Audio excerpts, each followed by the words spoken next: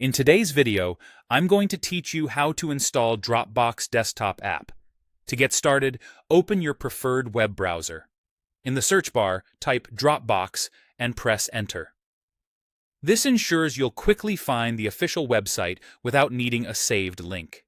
As a quick tip, always make sure you're going to the legitimate Dropbox site. Look for the Dropbox.com domain in the results to avoid any lookalikes. A stable internet connection will also make the process smoother. From the results page, look for the link that says something like Install Dropbox Desktop app for Windows and Mac, and click it. This page is designed to take you straight to the installer for your operating system, whether you're on Windows or Mac OS.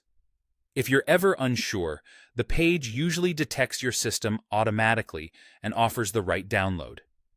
On the download page, click the Install or Download button.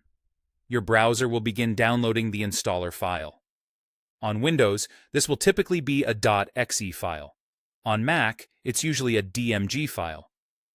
If you don't see the download at the bottom of your browser, check your Downloads folder. Once the file finishes downloading, open the installer. You can click it directly from your browser's download bar, or navigate to your Downloads folder and double-click the file there. On Windows, you might see a security prompt asking if you want to allow the app to make changes.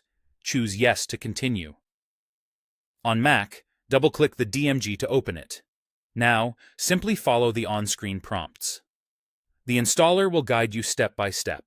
On Windows, you'll typically see a progress bar, and you may be asked to accept the license agreement or confirm the default install location. Leaving the default options is usually best for most users. On Mac OS, you may be prompted to drag the Dropbox icon into your Applications folder.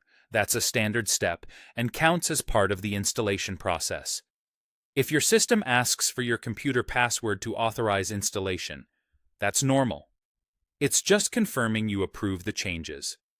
Let the installation complete without closing the window early.